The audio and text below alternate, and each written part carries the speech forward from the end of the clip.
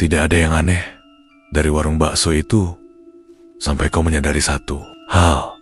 Warung itu tidak pernah sepi. Pagi baru saja dimulai. Embun masih menempel di daun pisang depan rumah warga.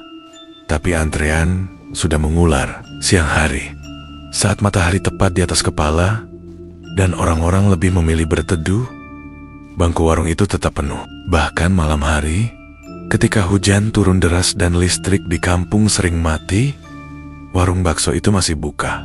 Monsieur Rami masih habis. Namanya warung bakso Pak Darsa.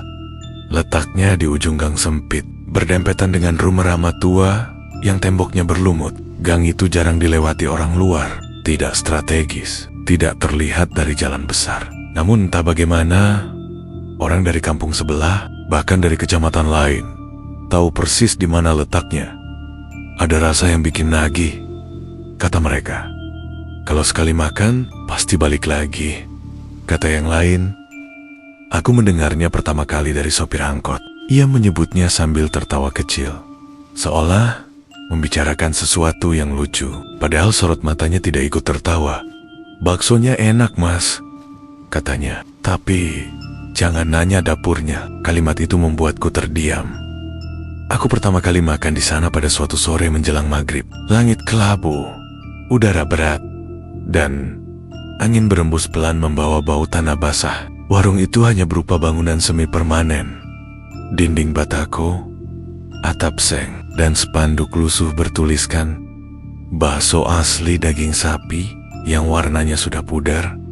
Pak Darsa berdiri di balik gerobak. Tubuhnya kurus, kulitnya gelap, dan matanya cekung seperti orang yang jarang tidur. Senyumnya ramah, tapi terlalu kaku, seolah senyum itu dipakai bukan berasal dari dalam.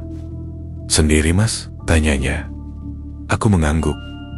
Ia mengambil mangkuk, menuangkan kuah panas, memasukkan bakso satu persatu. Ada 5 butir bakso di mangkukku. Ukurannya bulat sempurna.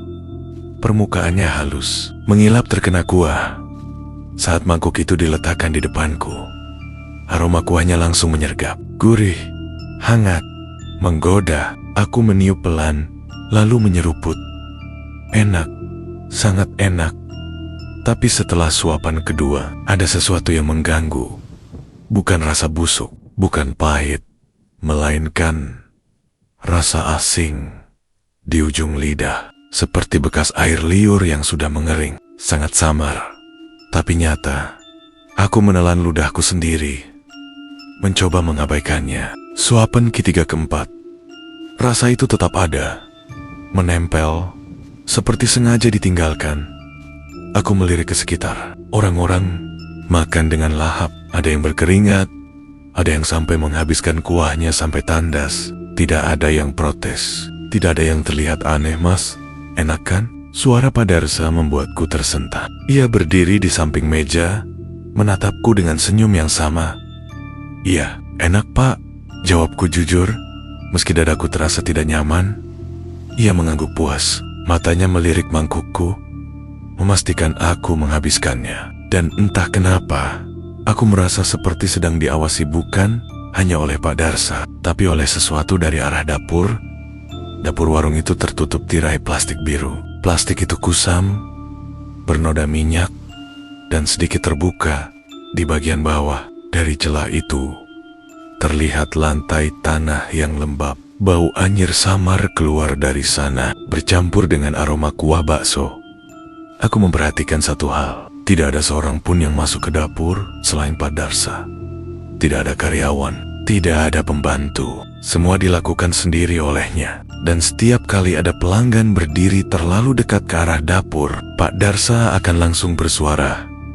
Jangan ke belakang, Mas. Nada suaranya sopan, tapi tegas, tidak bisa ditawar. Seorang anak kecil pernah mencoba mengintip. Ibunya langsung menariknya sambil berbisik. Wajahnya pucat. Aku tidak mendengar apa yang ia katakan. Tapi setelah itu, anak itu menangis tanpa suara, seperti menahan ketakutan. Sore itu aku membayar dan pergi. Saat melangkah keluar gang, aku menoleh sekali lagi. Dari balik tirai plastik dapur, aku melihat sesuatu bergerak. Putih.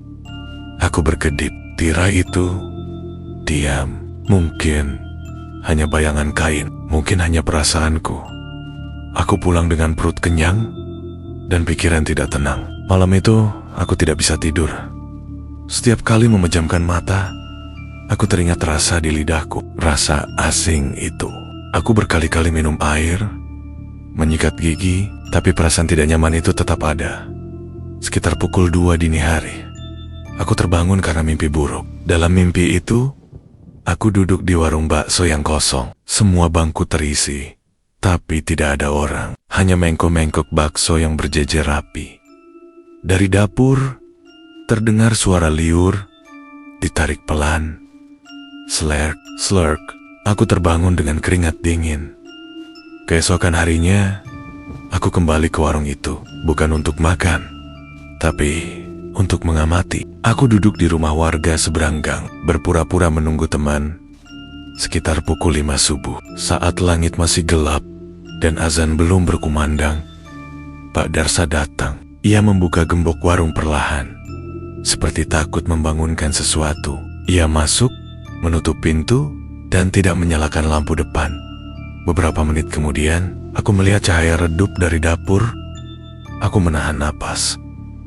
Dari celah pintu dapur yang sedikit terbuka, terlihat bayangan putih bergerak naik dari lantai. Gerakannya lambat, kaku, tingginya lebih dari manusia biasa. Dan saat bayangan itu mendekat ke panci besar, aku melihatnya dengan jelas. Pocong, kain kafannya kusam, basah, dan berwarna kecoklatan di beberapa bagian. Kepalanya miring, wajahnya hitam legam, dan dari mulutnya menetes cairan bening yang jatuh ke dalam panci. Plat, plat. Ia tidak melompat, tidak menjerit. Ia hanya berdiri, menunduk, dan meludahi isi panci dengan sabar, seolah melakukan ritual yang sudah dihafalnya sejak lama. Pak Darsa berdiri di sampingnya, menunduk. Kedua tangannya gemetar. Cukup, jangan terlalu banyak. Suaranya lirih. Pocong itu berhenti, kepalanya terangkat perlahan. Meski dari jarak itu, aku tidak bisa melihat matanya. Aku yakin ia menatap Pak Darsa. Dan saat itu aku tahu, bakso yang kumakan kemarin sudah diludahi sejak sebelum fajar. Pagi itu, warung kembali buka. Antrean kembali panjang, bakso kembali habis. Tidak ada yang tahu, tidak ada yang curiga, dan yang lebih mengerikan, semua orang merasa bahagia setelah makan di sana. Sementara aku berdiri di ujung gang, menyadari satu hal. Ini baru permulaan, karena pesugihan tidak pernah berhenti di satu harga. Dan pocong tidak meludahi bakso tanpa alasan. Tidak ada yang berubah di warung bakso itu kecuali aku. Sejak melihat apa yang terjadi subuh itu, pandanganku terhadap warung Pak Darsa tidak pernah sama. Setiap orang yang duduk dan menyendok kuah bakso kini terlihat seperti orang yang sedang menelan sesuatu yang seharusnya tidak masuk ke tubuh manusia. Mereka tertawa, mereka puas. Mereka kembali lagi keesokan harinya, dan aku tahu persis apa yang mereka telan. Pagi itu aku melihat seorang ibu hamil makan dengan lahap. Wajahnya berseri, tangannya mengusap perutnya sambil tersenyum. Di meja sebelah, seorang anak kecil menyedot kuah bakso sampai habis, bahkan menjilat sendoknya. Aku ingin berteriak, ingin menarik mangkok itu, ingin mengatakan bahwa ada ludah mayat di dalamnya. Tapi lidahku keluh, karena ada satu hal yang lebih menakutkan dari pocong di dapur itu. Tidak ada satu pun dari mereka yang akan percaya. Aku mencoba menjauh. Selama 3 hari, aku tidak melewati gang itu, tidak melirik warungnya, tidak ingin tahu. Tapi anehnya, bau kuah bakso itu tetap tercium kemanapun aku pergi. Bahkan di dalam kamar, bahkan saat hujan deras. Setiap malam aku bermimpi sama. Aku berdiri di dapur warung Didi Pengkueda. Panci besar, kuahnya mendidih pelan. Lalu dari belakangku terdengar suara napas basah, berat, dingin. Slurk, aku terbangun dengan tenggorokan kering, Lidah terasa pahit, seolah baru saja diludahi seseorang. Pada hari keempat, aku memutuskan untuk bicara dengan orang kampung. Orang pertama yang kutemui adalah Bu Raminah, tetangga depan warung. Perempuan tua itu sudah tinggal di sana sejak sebelum Pak Darsa membuka usahanya. Aneh enggak, Bu? Tanyaku pelan. Warung bakso itu ramai terus? Bu Raminah tidak langsung menjawab. Ia menatap ke arah warung yang saat itu sedang penuh, lalu menurunkan suaranya. Dulu nggak begitu, katanya. Awalnya sepi, bahkan hampir bangkrut. Aku mencondongkan tubuhku. Terus kenapa bisa rame? Ia menarik napas panjang. Sejak Pak Darsa sering ke kuburan tua belakang sungai, darahku terasa mengalir lebih cepat. Kuburan mana, Bu? Yang sudah nggak dipakai itu, orang-orang nggak berani ke sana. Katanya, ada yang nunggu. Aku tahu kuburan itu. Semua orang tahu, tapi tidak ada yang berani menyebutkan namanya secara langsung. Kuburan pocong. Pak Darsa dulunya bukan siapa-siapa. Ia membuka warung bakso dengan sisa tabungan dan pinjaman sana-sini. 6 bulan pertama, warungnya nyaris tutup. Baksonya biasa saja, tidak ada yang istimewa. Sampai suatu malam, warga melihatnya pulang menjelang subuh. Bajunya kotor, lumpur, tangannya gemetar. Sejak malam itu, warungnya berubah. Dia kelihatan sering sakit juga. Lanjut Bu Raminah, batuk darah, katanya. Tapi anehnya, warungnya makin ramai. Harga selalu dibayar, bukan dengan uang. Aku memberanikan diri mendatangi Pak Darsa malam itu. Warung hampir tutup. Hanya tinggal 2 pelanggan. Aku duduk, memesan semangkuk bakso, tapi tidak berniat menyentuhnya. Pak, kataku pelan. Boleh ngobrol sebentar? Ayah menegong. Tangannya berhenti mengaduk kuah. Kalau soal utang, saya sudah lunas semua, katanya cepat. Bukan itu, Ayah. Untuk pertama kalinya, aku melihat ketakutan murni di matanya. Kamu lihat apa? Bisiknya. Aku tidak langsung menjawab. Aku hanya menatap ke arah dapur. Pak Darsa menutup matanya. Bahunya turun. Kamu nggak seharusnya lihat itu, katanya lirih. Sekarang kamu ikut kena. Kena apa? Ia tertawa pendek. Tawa orang putus asa. Rasa, menurut Pak Darsa, pocong itu bukan datang sendiri. Ia dipanggil. Di kuburan tua itu ada pocong yang tidak pernah disempurnakan penguburannya. Ikatannya tidak dilepas. Doanya tidak selesai. Arwahnya terikat pada rasa lapar yang tidak pernah terpuaskan. Dia minta satu hal, kata Pak Darsa. Dikasih makan lewat manusia. Ludahnya adalah perjanjian. Setiap tetesnya adalah janji. Selama ludah itu masuk ke makanan, warung akan ramai. Orang akan kembali. Mereka akan ketagihan. Meski tidak tahu kenapa. Tapi sebagai gantinya, tanyaku. Pak Darsa menatap lantai. Tubuhku, katanya, dan orang-orang di sekitarku. Aku tidak mengerti saat itu. Tapi aku segera akan mengerti. Malam itu, seorang pelanggan pingsan di warung. Ia kejang-kejang.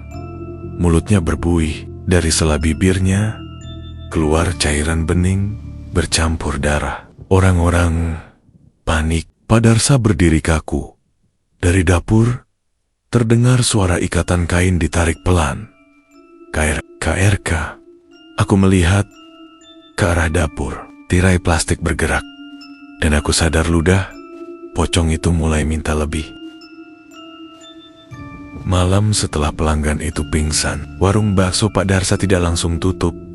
Justru sebaliknya, orang-orang tetap duduk, tetap menyendok kuah, seolah tidak ada manusia yang baru saja hampir mati di depan mata mereka. Mata mereka kosong, wajah mereka puas, seperti ada yang menahan kesadaran mereka tetap di kursi. Aku berdiri terpaku di dekat pintu. Tubuhku ingin pergi, tapi kakiku seperti ditanam ke lantai. Dari dapur, suara itu kembali terdengar. Bukan langkah, bukan tarikan kain, tapi bunyi ludah yang ditelan. Sler, suara itu pelan, basah, dan menjijikkan. Seolah ada sesuatu yang sedang mencicipi tubuh manusia dari dalam panci. Pak Darsa menutup dapur rapat-rapat. Wajahnya pucat, keringat dingin mengalir di pelipisnya. "Jangan lihat ke belakang," katanya pelan kepadaku. "Kalau kamu lihat, kamu bakal diingat." "Diingat sama siapa?" tanyaku. Ia menelan ludahnya sendiri. Yang punya rasa. Malam itu, hujan turun deras. Warung akhirnya tutup. Pelanggan pulang satu persatu dengan langkah goyah. Seperti orang habis minum, tapi tidak mencium bau alkohol. Aku membantu Pak Darsa membereskan meja. Tanganku gemetar setiap kali menyentuh mangkuk. Sisa kuah di dasar mangkuk terlihat lebih kental dari biasanya. Seperti ada lendir tipis yang menempel. Saat aku mengangkat panci, aku melihat sesuatu di dasar kuah. Bekas sidik lidah. Bukan bekas sendok. Bukan bekas adukan. Tapi bentuk lengkung. Seperti lidah manusia yang menekan pelan. Aku menjatuhkan panci itu. Pak Darsa menjerit. "Kamu jangan bikin marah," teriaknya. Dari dapur, terdengar suara ikatan kain ditarik lebih kencang. Kair. Sejak malam itu, keadaan Pak Darsa memburuk. Batuknya semakin parah. Setiap batuk disertai darah segar. Tangannya gemetar. Bahkan saat memegang sendok, kulitnya menghitam di beberapa bagian. Seperti lebam yang tidak pernah sembuh. Dia mulai ngambil bagian tubuhku. Katanya, "Suatu pagi, padaku, aku datang sebelum warung buka. Subuh belum selesai. Kabut masih menggantung rendah di gang belakang." "Maksudnya?" tanyaku. Pak Darsa membuka bajunya. Di dadanya ada bekas jari hitam, seperti bekas cekikan, tapi posisinya tidak mungkin dilakukan manusia biasa. Bekas itu mengarah dari dalam keluar, seolah ada tangan yang menekan dari balik kulit setiap kali ludahnya dipakai. Katanya lirih, "Dia nambah jatah." "Jatah apa?" Ia menatapku dengan mata merah. "Daging." Pocong itu tidak hanya meludahi bakso lagi, ia menyentuh orang-orang yang makan. Awalnya hanya lewat mimpi. Pelanggan mengeluh mimpi. Dicekik kain kafan. Merasa ada sesuatu yang duduk di dada mereka. Bangun dengan rasa lapar yang tidak wajar. Lalu mulai nyata. Seorang tukang ojek yang makan di situ. Setiap malam ditemukan meninggal di rumahnya. Mulutnya terbuka.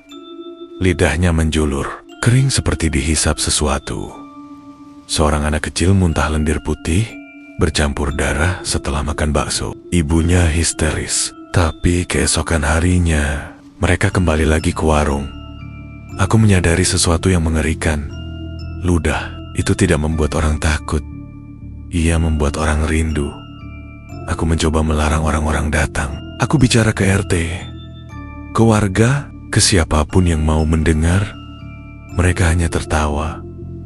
"Ah, kamu kebanyakan nonton film horor," kata mereka. "Baksonya enak." It's ujab. Aku melihat mata mereka. Ada kilap aneh di sana. Kilap orang yang sudah dicicipi. Puncaknya terjadi pada malam Jumat.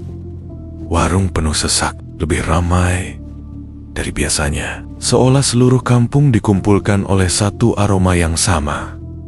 Pak Darsa berdiri di dapur dengan tubuh gemetar.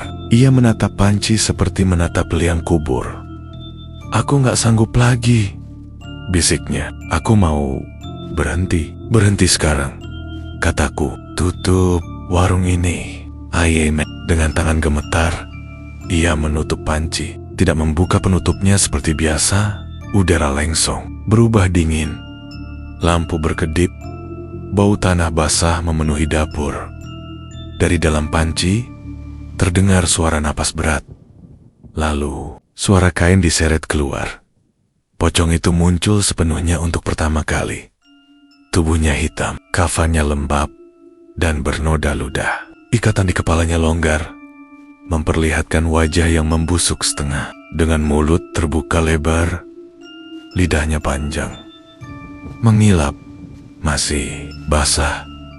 Ia menoleh ke arah Pak Darsa dan berbicara, bukan dengan suara, tapi dengan rasa. Aku merasakannya. Langsung di lidahku rasa asin, pahit, dan busuk bercampur.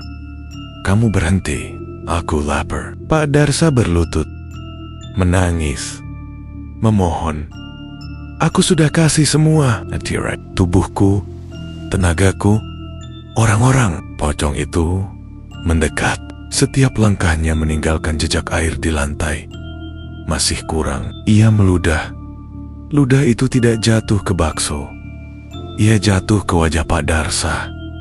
Sekejap itu juga, tubuh Pak Darsa kejang. Matanya membelalak. Dari mulutnya keluar suara kunyahan seolah ada sesuatu yang sedang memakan dirinya dari dalam. Orang-orang di warung menjerit. Beberapa pingsan. Beberapa tetap duduk menyendok bakso yang entah sejak kapan sudah kembali terisi penuh. Aku mundur pelan. Tanganku gemetar. Kakiku hampir tidak bisa digerakkan. Sebelum aku lari, pocong itu menoleh ke arahku.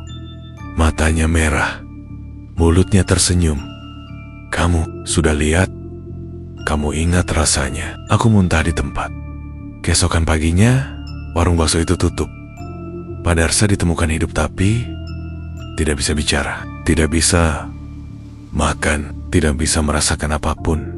Lidahnya hilang, dan anehnya orang-orang kampung tetap datang ke depan warung, berdiri, menunggu, seolah rasa itu belum selesai menagih. Tidak ada lagi spanduk, tidak ada lagi bangku plastik, tidak ada lagi aroma kuah bakso. Warung itu kosong, tapi rasa yang ditinggalkannya masih menggantung di udara gang sempit itu. Setiap malam Jumat, orang-orang tetap berdiri di depan ruko tua itu. Mereka tidak bicara, tidak protes, tidak bertanya. Mereka hanya menunggu seperti pelanggan yang lupa kalau warungnya sudah tutup selamanya. Aku melihatnya dari kejauhan, dan aku tahu yang mereka tunggu bukan Pak Darsa. Pak Darsa sekarang terbaring di rumahnya, hidup, tapi lebih mirip bangkai yang lupa mati. Mulutnya selalu terbuka. Air liurnya menetes tanpa henti. Setiap kali ada bau makanan, tubuhnya bergetar hebat, seolah ada sesuatu di dalam dirinya yang ingin keluar. Dokter tidak menemukan apa-apa. Tidak ada luka, tidak ada penyakit, tidak ada penjelasan. Karena yang hilang dari tubuh Pak Darsa bukan organ biasa. Yang diambil adalah kemampuan untuk merasa puas. Aku datang menjenguknya sekali. Dan itu kesalahan terbesarku. Begitu aku masuk kamar, bau itu langsung menyergap. Bau ludah basi bercampur tanah kuburan. Pak Darsa menoleh ke arahku perlahan. Matanya merah, berair, dan penuh ketakutan. Ia menggerakkan bibirnya. Tidak ada suara, tapi aku mendengarnya jelas langsung di kepalaku. Dia belum selesai. Tanganku dingin. Apa maksud Bapak? Pak Darsa gemetar. Tubuhnya melengkung seperti sedang menahan muntah. Dari tenggorokannya keluar suara basah, seperti seseorang yang sedang menelan sesuatu yang tidak seharusnya ditelan. Rasa itu enggak bisa ditutup. Lampu kamar berkedip, dan di sudut ruangan aku melihat jejak air. Malam itu aku tidak bisa tidur. Lidahku terasa aneh, bukan sakit tapi lapar. Lapar yang tidak bisa dijelaskan. Aku minum air, makan nasi, bahkan memaksa diriku muntah. Tetap saja ada rasa asin pahit yang menempel di mulutku. Aku sadar sesuatu. Sejak aku melihat ritual itu, sejak aku mencium aroma ludah itu, aku ikut terikat. Bukan sebagai pelaku, tapi sebagai saksi. Dan saksi dalam perjanjian semacam itu tidak pernah gratis. Puncaknya terjadi malam Jumat berikutnya. Hujan turun pelan. Gang itu kembali dipenuhi orang. Mereka berdiri rapi menghadap pintu warung yang terkunci. Tidak ada yang membawa uang. Tidak ada yang berbicara. Aku berdiri di ujung gang sendiri. Lalu bau kuah bakso itu muncul. Padahal tidak ada panci, tidak ada api, tidak ada dapur. Pintu warung berderit terbuka sendiri. Lampu di dalam menyala, dan di tengah ruangan kosong itu, panci tua itu kembali ada, lengkap, penuh, mendidih pelan, blub, blub. Orang-orang masuk satu persatu. Tertib seperti antrean neraka. Aku ingin lari, tapi kakiku bergerak sendiri. Pocong itu muncul perlahan dari balik dapur. Kafannya kini lebih bersih, lebih putih, seolah semua kotoran sudah dipindahkan ke tempat lain, ke tubuh manusia. Ikatan di kepalanya terlepas sepenuhnya. Wajahnya masih busuk, tapi matanya tenang. Ia menatapku. Kamu masih ingat? Aku gemetar. Ini harus fair henti. Pocong itu tersenyum. Senyum tanpa bibir. Sudah, ia menunjuk orang-orang yang makan. Mereka sudah jadi. Asterisk, aku baru sadar. Tidak ada satupun dari mereka yang benar-benar makan sendok masuk ke mulut. Tapi yang bergerak bukan rahang yang bergerak, lidah. Lidah mereka panjang, licin, dan menjulur terlalu jauh, menyentuh kuah, menjilat udara, seolah menyalin sesuatu yang tidak kasat mata. Aku menutup mulutku sendiri. Kamu beda, kata pocong itu. Kamu masih punya pilihan. Apa? Teriakku. Ia mendekat. Bau tanah dan ludah menyatu. Tutup rasa. Atau jadi bagian. Aku mengerti saat itu. Pesugihan ini tidak bisa dihancurkan dengan doa. Tidak bisa ditutup dengan api. Tidak bisa diputus dengan kemarahan. Ia hanya bisa diputus dengan pengganti, seseorang yang mengambil seluruh rasa dan tidak pernah mengembalikannya ke manusia. Aku melangkah maju. Orang-orang berhenti makan. Mereka menoleh bersamaan. Panci berhenti mendidih. Pocong itu mengangguk. Aku berdiri di depan panci. Kuahnya hitam sekarang. Tidak lagi berbau bakso. Bau itu berubah jadi bau mulut lama. Bau orang yang terlalu lama menahan lapar. Apa yang harus kulakukan? Tanyaku. Pocong itu meludah. Ludahnya jatuh ke kuah. Cicipi. Aku tahu. Kalau aku menolak, rasa ini akan mencari korban lain. Aku menunduk dan menyendok kuah itu.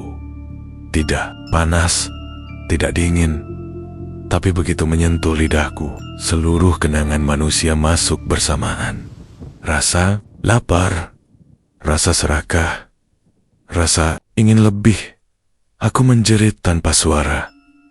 Aku melihat diriku sendiri berdiri di belakang warung, di depan kuburan tua, mengikat kain kafan. Aku melihat Pak Darsa memohon. Aku melihat orang-orang makan tanpa sadar, dan aku merasakan semuanya tanpa bisa memilih.